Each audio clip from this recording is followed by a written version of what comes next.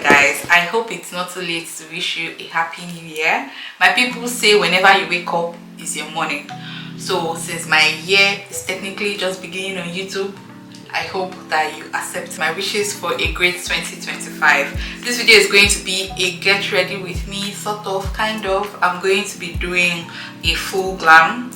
It's not a tutorial. I'm going to talk through the video, so I'll be doing my makeup while I talk, but I just wanted to do a full glam. I feel like a full glam makeup video is not a tutorial, is the appropriate way to start the new year here on my channel. So we are going to be doing that. I have done my eye makeup already. I'm going to leave the list of all of the products that I use in the description, so you can check that out if you're interested. I'll just go ahead and do my makeup while I talk to you guys about 2025, my plan, the goals that I'm setting for myself, which are not exactly goals because this year is very different for me.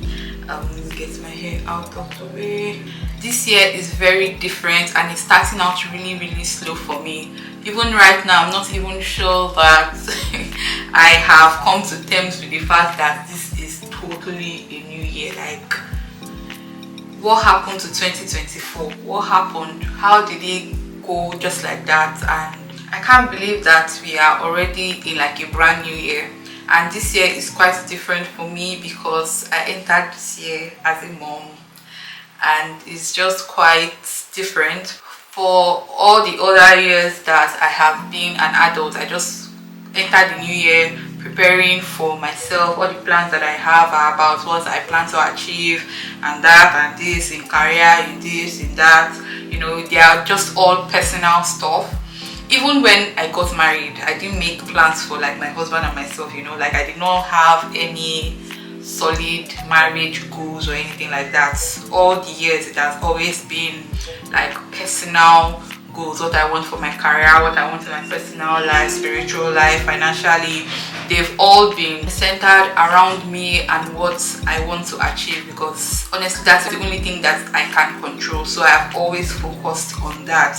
But this year it's different. Like, it's totally different. With a baby you don't have a choice. Like, you don't have a choice. I don't want to say that my priority is now my baby, because I'm trying as much as possible not to make her my whole life. I want to still be an individual and have like personal goals and, you know, all of the good stuff of life. But still, this is a human being, and right now she's only about 7 months old, and you don't have a choice but to put them first. You are their all in all. They need you 110% right now. So my life is kind of centered around her, but still not, you know, because I want to be very this video is going to be very chaotic because the way I'm doing it, but you guys bear with me, just listen to what I'm saying, you'll see the final product, okay? Yeah, so I was saying that you don't want your life to be all about being a mom and taking care of a child. You want to achieve something else, but it's really difficult, especially at this stage where all they know is you. They need you 110%. And in my situation, we have decided not to do the daycare route, so she's at home with me most of the time. My husband helps as well, so it's just the both of us most of the time. I have help, but I don't have like living help or anything.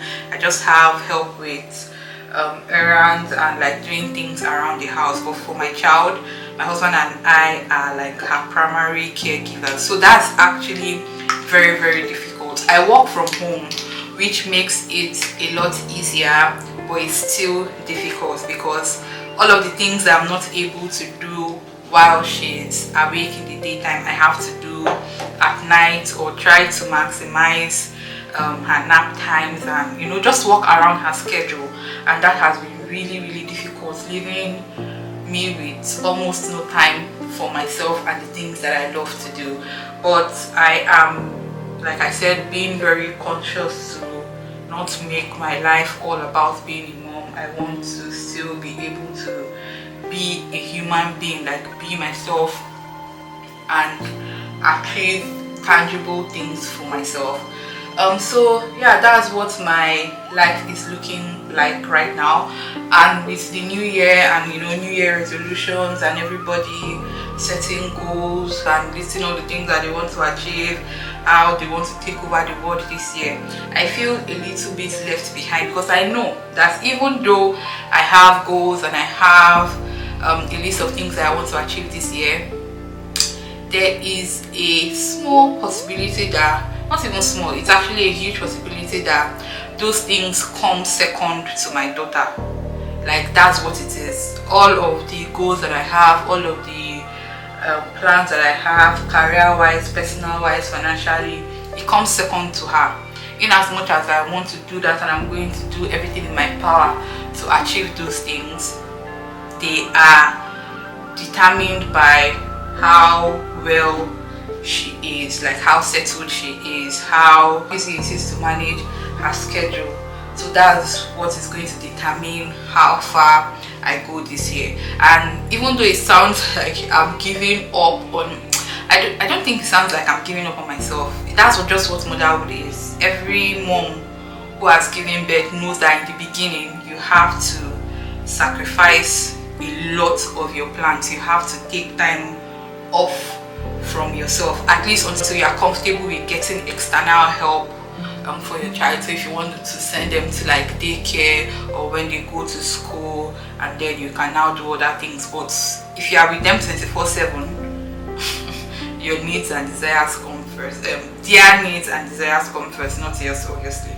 Their needs and desires come first. So this year I'm beginning to realize it's going to be very, very different for me, and I'm trying not to beat myself up, and I'm trying not to be very rigid with my plans and my goals and all the things that I want to achieve. So I'm just going to be talking to you guys about the steps that I'm taking as a new mom to kind of make sure that this year does not pass without me achieving anything for myself. Like, in as much as I have accepted that it might not be as much as I want to, I still want to achieve something. Like, I don't want the year to,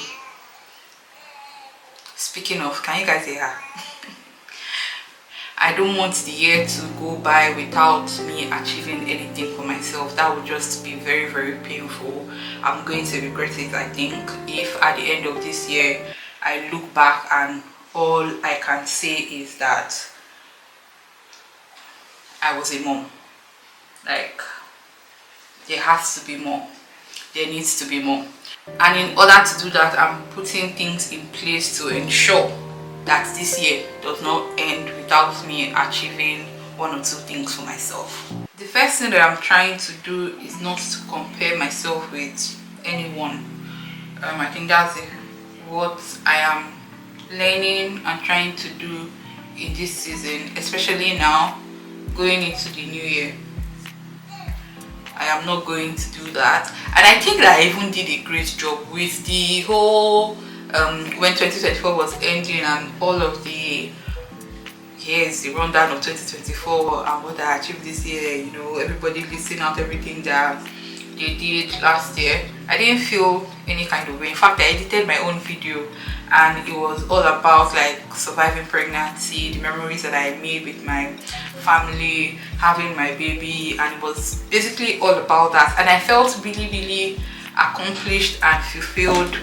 That was a huge part of my 2024. I was really, really happy with my 2024 roundup. So I don't think that I am actually comparing myself with anybody, and I think that that's what I will continue to do, because if you know my story, you know that having my child is a big testimony. Like, it's it's something that we thought would never, not maybe never happen, but it was something that we prayed for, something that we hoped for. We lost a child, and having one now in the house, hearing her cry, like, this thing was God. We know what the other side of things are. So my baby is a very big, huge blessing. That last year was all about her. It's is something that I am really proud of. So that's what I'm going to continue to do, to just be thankful that I have her, and I'm going to give it my all, like give this mommy thing all that I have, all that I know how to do, and all that I will learn to do. I plan to do that. We don't take that gift for granted at all. So I wasn't comparing myself with anybody, and I think that I'm going to continue to do that. And I urge every mom, you don't even have to be a new mom, any full-time mom who is struggling with trying to figure themselves out again, trying to, you know, be a human being outside of their kids. I want to urge you to give it time.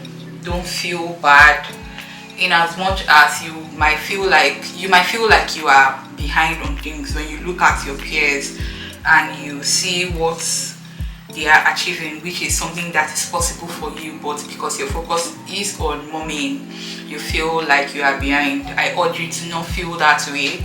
This is a stage, and hopefully it's going to pass. You just have to focus on this stage, put things in place so that it doesn't last forever. I'm lucky that my job and other things that I do allow me to be I don't want to say stay-at-home mom, because that's not what I do full-time.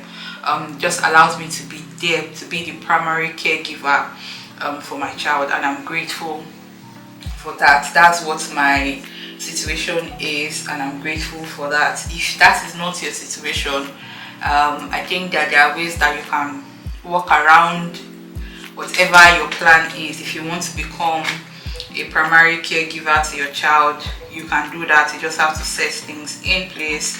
But I don't want to be now sensitive to now say it's something that you can do. I understand that not everybody has the opportunity to do that. Not everybody can afford to. Very important. Not everybody can afford to, because children are expensive little things, and not everybody can afford to do that. And I recognize what I would consider a privilege to be able to do that. But in as much as I'm doing that, I know that it limits the opportunities that I can chase after, you know, right now at least. So because my focus is staying at home and taking care of my child, it means that the career path, the jobs, side hustle, business, whatever it is that I choose to do, must give me the time to do that. What I'm trying to say is, don't compare yourself to anybody. Work according to what your current situation is. Understand that whatever you are able to do now is what you can do, and that's just what it is. The second thing is not to be rigid with my plans. So in as much as I have all these plans that I've written down that I want to achieve this year, I'm not going to be rigid with it. If something is not working, I'm not going to keep pushing and pushing and pushing. I think that I've gone past that stage of like trying to force things to happen. So if something is not happening, I've learned that it's just best that you keep it moving. The earlier you move on to the next thing, the better for you. You recover quickly. You would not, the pain is less, the regret is less. The more time you spend on it, the more baggage you carry out of it. So I'm not going to be rigid with anything that is not working out this year is going. The third thing that I'm going to do, in fact it's not going to, this is something that I've been doing for a very long time, and it has been my lifesaver, is to write everything down. I write I write down every single thing. And recently I started scheduling things. Before I just used to like write like a list. I make a to-do list every single day. I do one in the morning and at night before I go to bed. So in the morning I can go through all of the things that I wrote out the night before that I wanted to do. I start my day and then take things off the list. At night before I go to sleep, I look at that list and mark off the things that I've done, add things on there. In fact, I add things throughout the day. As things pop up, I add things to them, and if it's something that needs to be scheduled, I schedule it. That's the only way that I have been able to get things done, writing things out and scheduling things. I know that if I have not been doing this, I would have not had time to get anything done. Like, I would have just spent my time reading books and watching TVs, the free time that I have. But because I have like this list of to do at the back of my head, and I'm the kind of person that once there's something that I need to do at the back of my head, I kind of don't rest until I have done it. It's stuck there. Like, if I look at the list of things that I have to do, it's stuck in my head. Like, you've not completed this thing, you've not completed this thing, you've not completed this thing, and until I complete it, I won't rest. So that has been a lifesaver, and it's also the reason why I have been consistent with content as well, because throughout the day, as I go through my day-to-day life, things just pop up in my head. I'm like, oh, this would be good for a video. I'll write down the idea, and there are ways that ideas come to me. So they come to me and I get maybe the title of the video and like the overview of what I want to talk about. So I just go on my note app on my phone and just write that high level thing on my notes, and then later I flesh it out with pen and paper in my notebook. I'm an analog girl. In as much as I like my digital calendars and notes and all of that good stuff, I still like to see my ideas on ink. Or is it in ink? No, I think on ink. I still like to see my ideas written out, pen and paper in my book. I go through it and I film videos. So that's how I've been able to get anything done, writing things out. So if you are a forgetful person, that reminds me, since I got pregnant, I don't know what's wrong with my memory.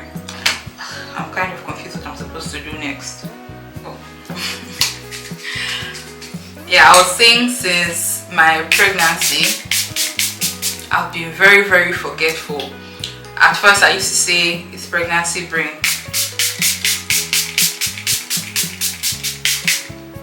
That's why I don't remember anything. Like, I just forget. Pregnancy brain. Explainable. Now, I don't know whether I should call it postpartum brain, because I don't remember anything that I have not written down. By the time I recall, it would have been too late, or I would have to be apologizing for things that I should have taken care of and fixed. So writing things down have been the way that I have been coping with that. That has really, really saved me. So write it down. I know there's a passage in the Bible as well that says you should write down something. I don't know the passage offhand, but that has been very, very helpful, and I will continue to do that. I can't talk and line my lips, so I was saying, write it down, any and everything. Write it down. You'll be glad you did. Get a notepad. If you are like me and you like to write things down, this is the note that I'm currently using. It's immense, but I go through several of this in a year. So get a note and paper, write it down. There are apps on your phone that you can use to do this very, very conveniently as well. So whatever works for you, do that. Do that. You'll be glad that you did. I think I killed this look. As always, I am the best makeup artist for my face. Like,